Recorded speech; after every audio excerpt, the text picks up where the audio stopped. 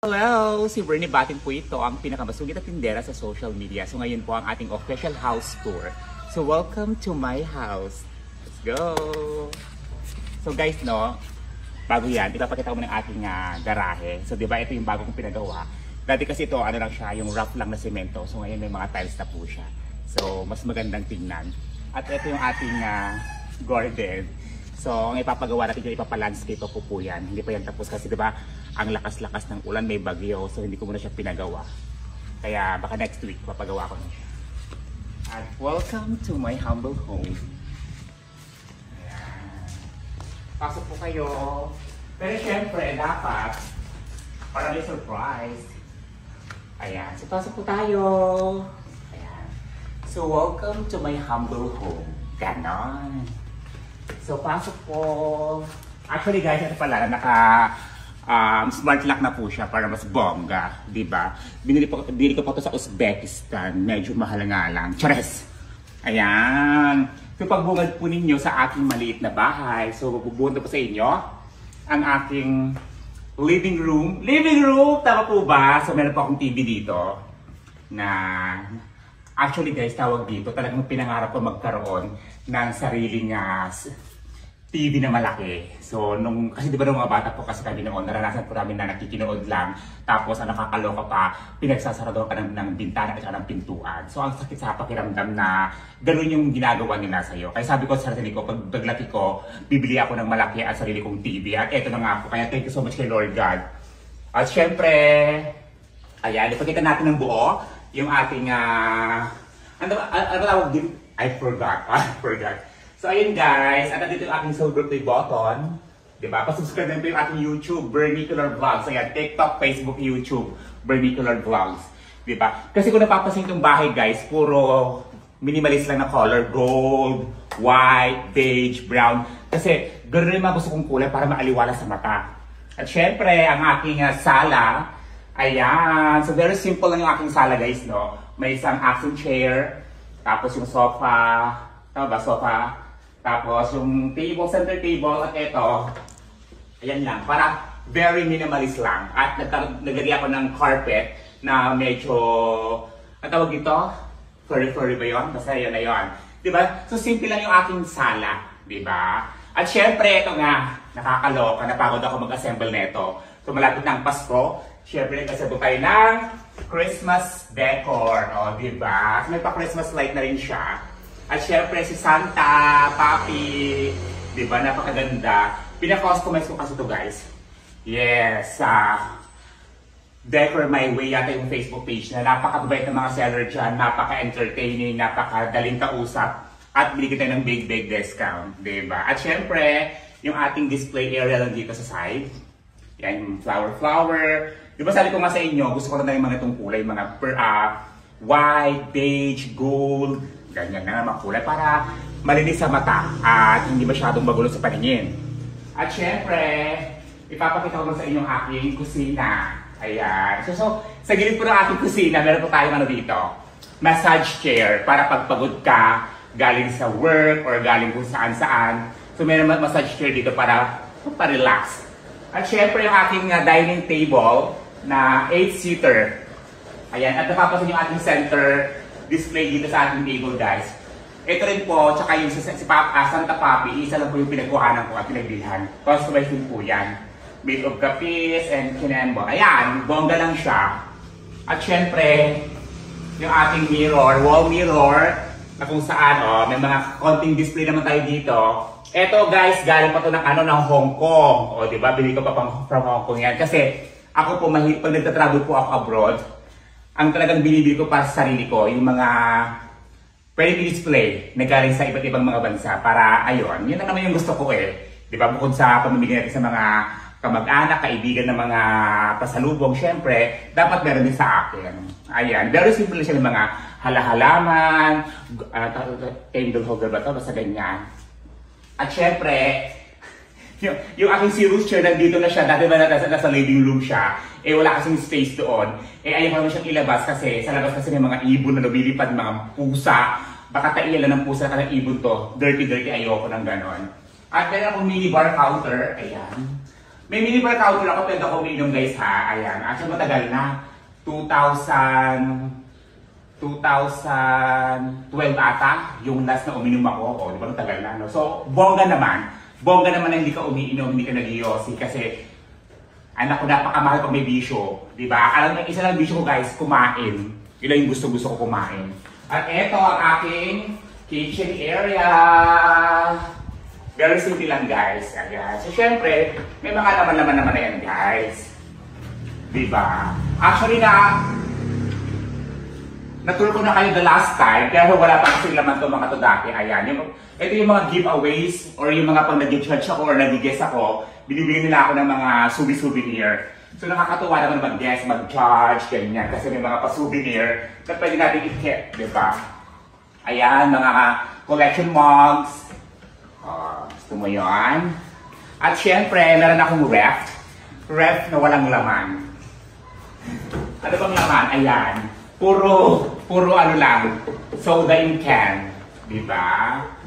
At syempre, meron din tayong water dispenser. At yung tubig, naghihingalo na. At eto nga pala yung CR. Oo, mamaya mapakita ko sa inyo yung laman ng CR. Doon tayo sa aking bedroom. Ito yung bedroom. Yung aking kwarto. Pasensya na kayo guys ha, medyo magulo yung aking kwarto. So, welcome to my room. Ganyan. Alam, pasensya na, gulo-gulo.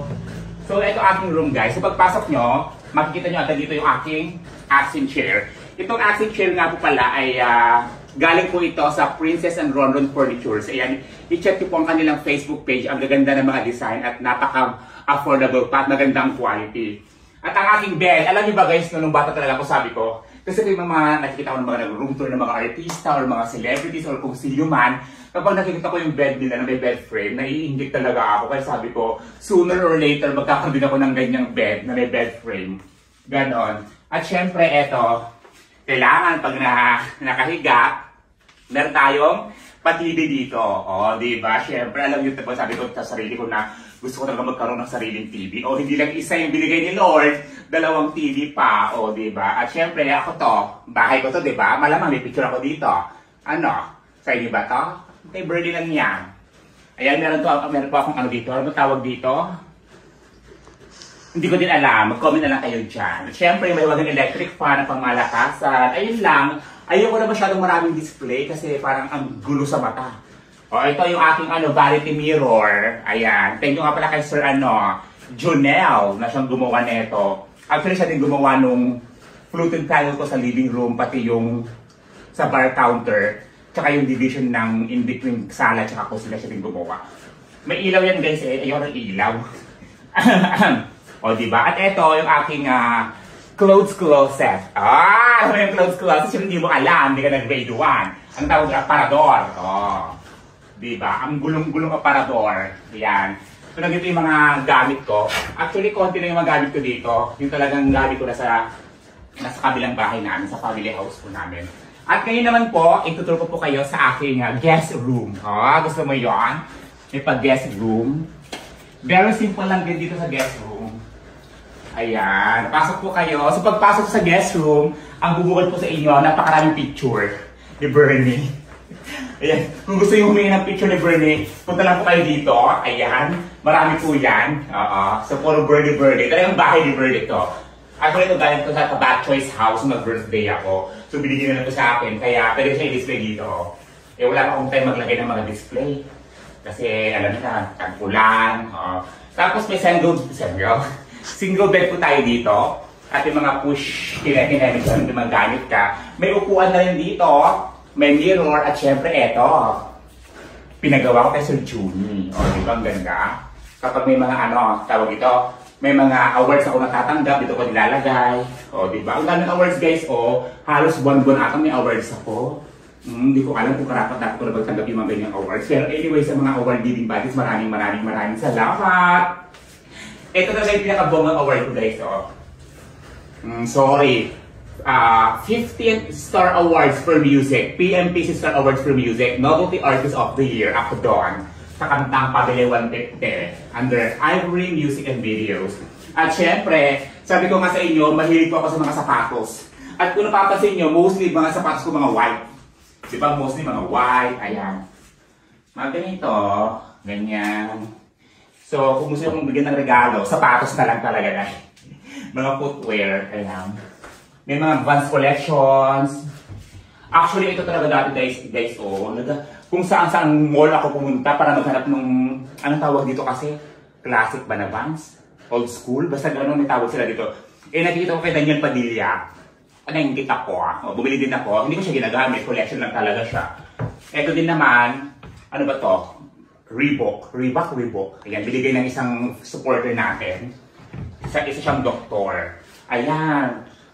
So, may mga Chuck Taylor din tayo. O, mostly talaga Adidas, Nike. Ganun yung mga sapatos ko, Vans. Ganun. So, ayun lang. Kasara sa likod. Di ba tinitila para hindi tayo yung kuryente. Di ba? Mahal-mahal ang kuryente. Dito tayo sa likod.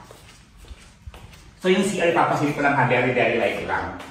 Hindi naman siya masyadong Ito yung CR guys, pasok po. Ayan. So ito yung CR. Ayan, maliit lang naman yung CR natin. Ang mahalaga malinis. At tara sa likod, sa dirty kitchen. Literal na dirty kitchen. Ayan.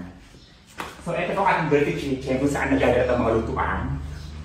Ayan. Diba? So very simple lang, very cozy.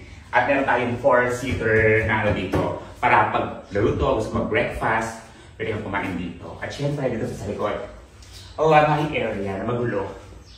Tanggal na yung net. So dito naman tayo guys, kapag gusto mong mag-unwind, kapag gusto mong magpahitahimik lang, di ba sabi ko tahimik, nagbibigyan ako tumahol, tumahol yung aso. Sabi kong tahimik dito, kasi sabi ko lang, mapangira kayo mga aso. May gano'n. So yun lang, yung mga tayo dito lanay.